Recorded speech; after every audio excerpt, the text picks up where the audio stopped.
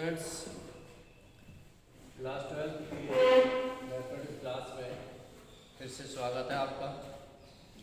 और जैसा कि आप देख रहे हैं कि चैप्टर कंटिन्यूटी का हर रोज़ हम आपको प्रस्तुत कर रहे हैं। इससे ठीक पहले मैंने एक्सरसाइज 5.1 की कुछ क्वेश्चन कराए थे और क्वेश्चन थे आपके 7th क्वेश्चन मैंने करा दिया था। और मैंने आपको बताया था कि क्वेश्चन 6, 10, 11, 12, 13 सिमिलर क्वेश्चंस हैं। एक ही मेथड है, एक ही प्रोसीजर है, लिहाजा एक ही मेथड पे आप कर लीजिएगा। मैंने क्वेश्चन 6 और उसके साथ 8वां जो सिग्नम फंक्शन पर आधारित था ये भी करा दिया था और क्वेश्चन 7 भी कराया था। तो 7 पर आधारित एक क्वेश्चन और करा देते हैं, क्वेश्चन 14। तो देखिए किताब मैंने उठा ली है, एनसीईआरटी की बुक है मेरे हाथ में, आप देख रहे होंगे। और क्वेश्चन 14, 15, 16 ये सेम क्वेश्चन है, एक ही मेथड पर आधारित है। और देखिए इनमें पूछ रहे हैं कि फलन f के सांतत्य पर विचार कीजिए जहाँ f निम्नलिखित द्वारा परिभाषित है। तो क्वेश्चन है आपका 14, क्वेश्चन नंबर 14 है fx is equal to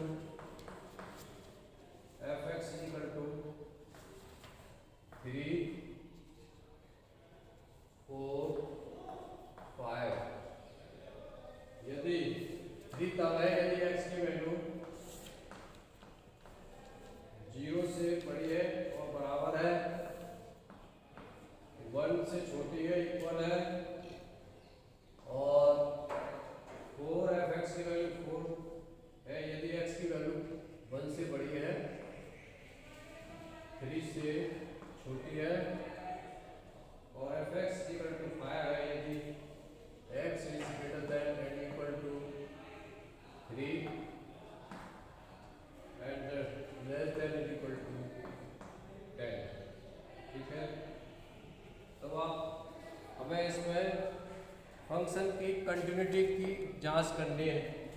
we have to examine the continuity of for the given function. तो देख रहे हैं आप यहाँ पर फंक्शन दे रखा है f(x) इक्वल टू, जिसकी 3 वैल्यू है 3, 4, 5 और इन कंडीशंस के साथ में है। ठीक है, तो अब आप यहाँ पर देख रहे हैं कि जो फलन की डेफिनेशन है, जैसे मैंने आपको इससे ठीक पहले के लेक्चर में बताया था, किन किन बिंदुओं पर चेंज हो रही है, 1 पर चेंज हो रही है और 3 पर चेंज हो रही है। फलन का जो बिहेवियर है वो आपका 1 and 3 पर चेंज हो रहा है, लिहाजा हमें जो कंटिन्यूटी एग्जामिन करनी है वो 1 पर करनी है और 3 पर करनी है। तो आइए सबसे पहले 1 पर करते हैं, f(x) इज इक्वल टू 3। जैसे कि मैंने बताया था कि किसी फंक्शन के किसी बिंदु पर कंटिन्यूअस होने के लिए क्या शर्त आवश्यक है, left hand limit, right hand limit और फंक्शनल वैल्यू इक्वल होनी चाहिए। तो आइए देखते हैं सबसे पहले left hand limit. Left hand limit is equal to limit x tends to 3। मैंने इसमें माइनस लगा दिया है, ये माइनस नहीं है लेकिन ये केवल सिंबल है ये शो करने के लिए कि लेफ्ट हैंड लिमिट है f(x). This is equal to limit s tends to 0 और ये होगा आपका 3 minus h। This is equal to s tends to 0। अब देखिए यहाँ पर x की वैल्यू 3 से कुछ कम है क्योंकि 3 में से कुछ माइनस हो रहा है।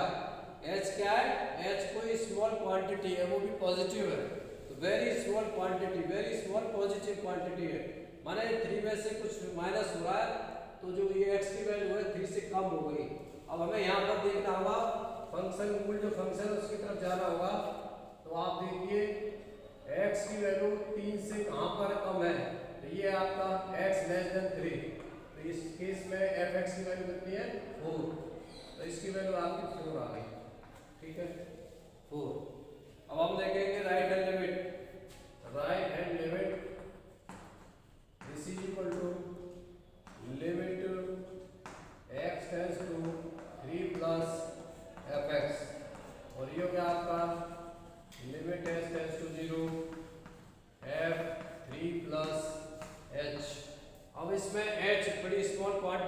पॉजिटिव है वो ऐड हो रही है, तो हम x की वैल्यू ऐसी देखेंगे जहां पर 3 से बड़ी हो। 3 प्लस h का मतलब है 3 से बड़ी, तो 3 से बड़ी कहां पर है इस वाले केस में? देखिए s ग्रेटर देन 3 यहां पर बोल रहा है वो, तो इस केस में fx की वैल्यू कितनी है? 5 है। तो यहां पर हो जाएगी limit h tends to 0, fx की वैल्यू कितनी हो जाएगी? f 3 प्लस h की, यहां पर जब 3 प्लस h रखेंगे f 3 प्लस h की वैल्यू कितनी हो जाएगी? 5। अब यहाँ पर लिमिट तो रख नहीं सकते क्योंकि h का टर्म ही नहीं है, तो ये 5 आ गया।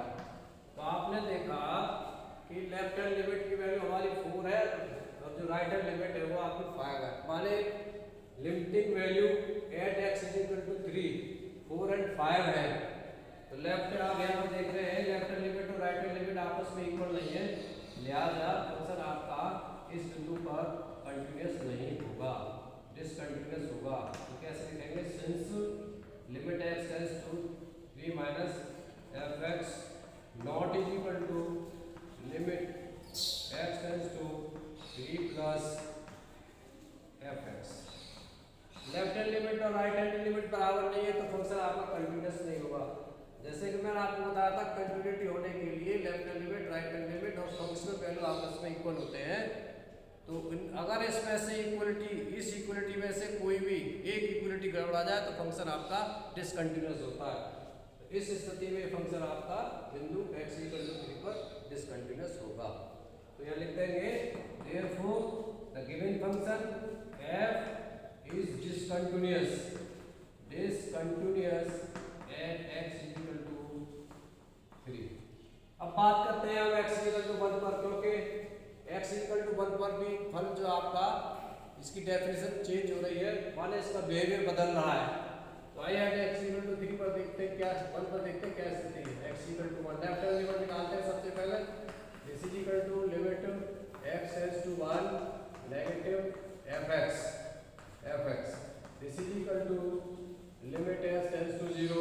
अब आप इससे अपरिचित नहीं है s टेंड्स टू 0, कल मैं कई बार, इससे पहले के लेक्चर में कई बार बता चुका हूँ कि इसको क्यों कैसे h में कन्वर्ट कर लिया जाता है। f और ये होगा आपका 1 माइनस h, क्योंकि x की जगह हमने, फिर से बता देता हूँ, x की जगह 1 माइनस h रखा है, x की जगह क्या रखा हमने? 1 माइनस h।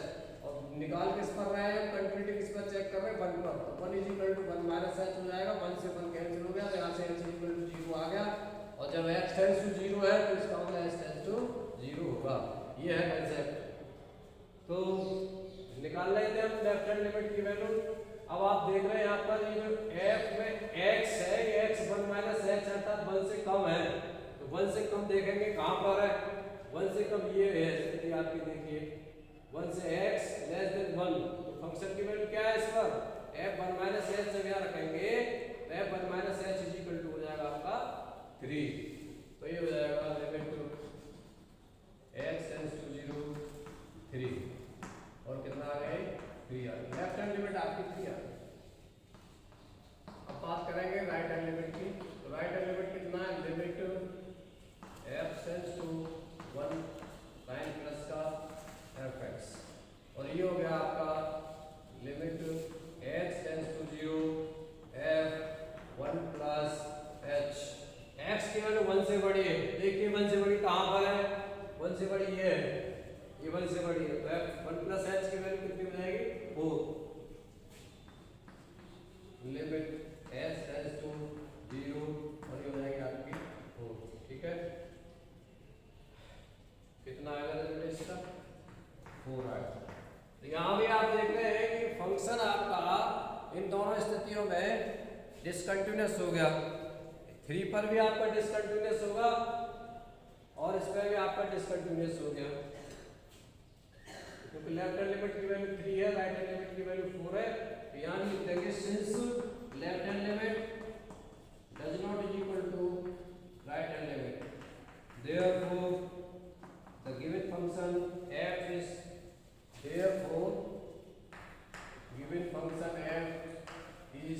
discontinuous। शॉर्ट में लिख दिया मैंने एंड x = 1। तो टर्निंग पॉइंट्स पर आपने कंटिन्यूटी को एग्जामिन किया, ये था आपका क्वेश्चन। इसी प्रकार से आप क्वेश्चन 14, 50 को 14 तो हो गया, 15 एंड 16 भी कैलकुलेट कर सकते हैं। अब है आपका क्वेश्चन नंबर 17, ए और बी के मानों को ज्ञात कीजिए जिनके लिए दिया हुआ function f x equal to द्वारा परिभाषित फलन एक्स इक्वल टू 3 पर संतत है।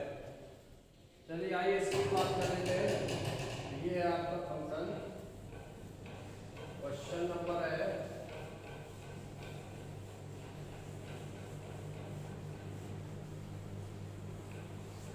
ये आपका question number 17, f x equal to x plus 1,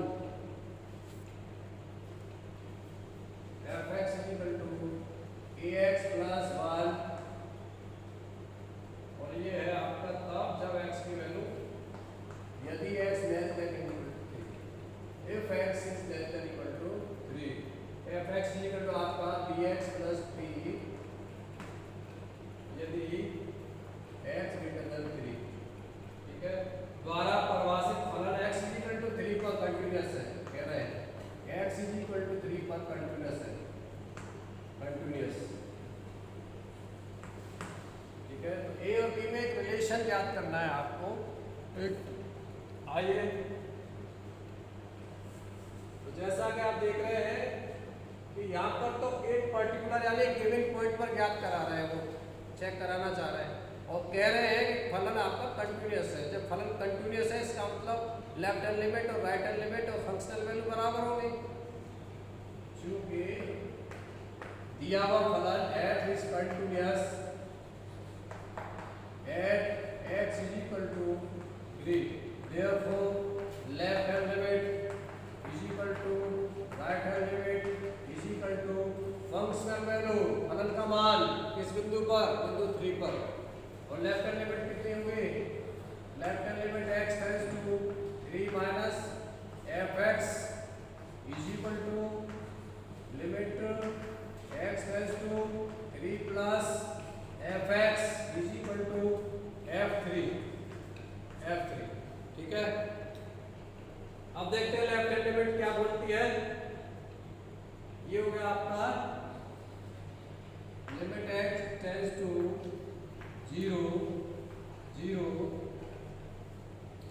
और एफ एक्स की जगह कितना हो जाएगा, f3 plus h, 3 minus h, और ये कितना हो जाएगा, limit h tends to 0 f3 plus h is equal to f3 की वैल्यू क्या होगी, देखिए f(x) इक्वल टू 3 पर f(x) का मान कितना है, ax प्लस b है, f3x की जगह 3 देंगे तो कितना हो जाएगा, ये 3a प्लस 1, कितना हो जाएगा 3a प्लस 1, ठीक है।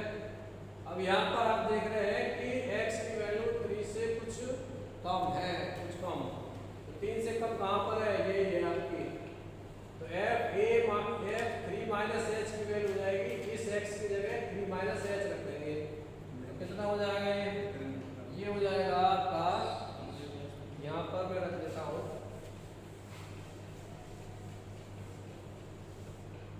और ये हुआ a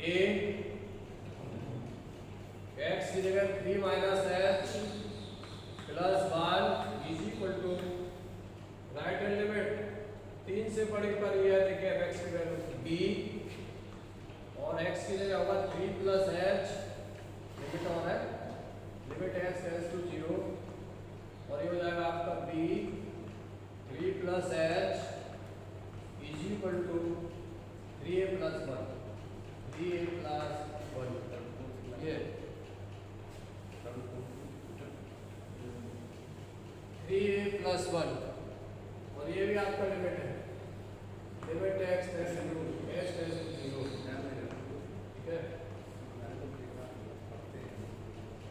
तो आप देख रहे हैं यहाँ पर जब लिमिट रख देंगे h की वैल्यू तो कितना हो जाएगा, ये 3a, ये किस स्टेप और ले सकते हैं आप इसमें, h tends to 0, 3a minus h plus 1 is equal to limit h tends to 0, 3b plus bh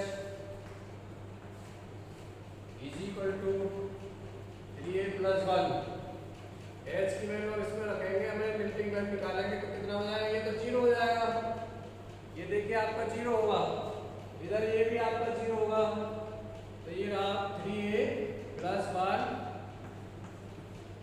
= 3b,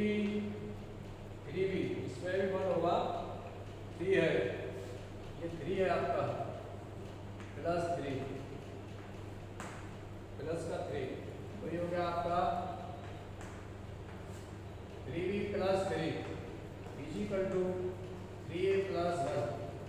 अब यहाँ पर देख रहे हैं ये भी 3a + 1 है, ये भी 3a + 1 है, तो कोई एक को ले लेंगे हम, किसी एक को यहाँ से ले लेंगे, तो ये हो गया 3b + 3 = 3a + 1, और ये हुआ आपका 3a - 3b = 2। इसको लेफ्ट हैंड की तरफ ट्रांसफर कर लिया आपने 1 को, या फिर आप इसे इस तरह से भी लिख सकते हैं 3 कॉमन इसमें से ले लिया, 3a - 2 = 3b, ठीक है।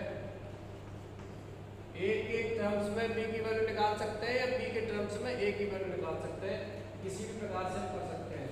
यहाँ से b = आ गया आपका 3a - 2/3, ये किससे डिवाइड हो जाएगा, तो ये हुआ आपका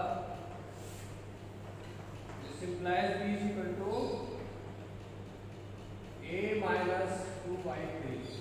अगर a के टर्म्स में निकालना चाहते हैं तो ये हो जाएगा a = b + 2/3। तो ये रिलेशन आ गया a और b में।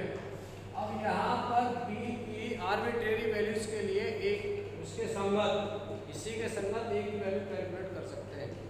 आप यहाँ पर b की जो वैल्यू देना चाहें 1 2 3 4 5 जो भी देना चाहते हैं स्विच अपनी इच्छा अनुसार, तो आप इसके संगत a की वैल्यू ज्ञात कर सकते हैं। जो वैल्यू आप b की पुट करेंगे कैलकुलेशन के बाद में जो वैल्यू आएगी वो a की होगी। इस प्रकार से b की वैल्यू रखने पर a का मान आप प्राप्त कर पाएंगे। तो ये था आपका a और b के बीच में एक रिलेशन। तो फिलहाल जो है इतना ही करते हैं, नेक्स्ट लेक्चर में अब बताते हैं आपको क्वेश्चंस 19 से। नेक्स्ट वीडियो में हम आपको क्वेश्चन 19 से आगे कराएंगे। फिलहाल के लिए इतना ही, धन्यवाद।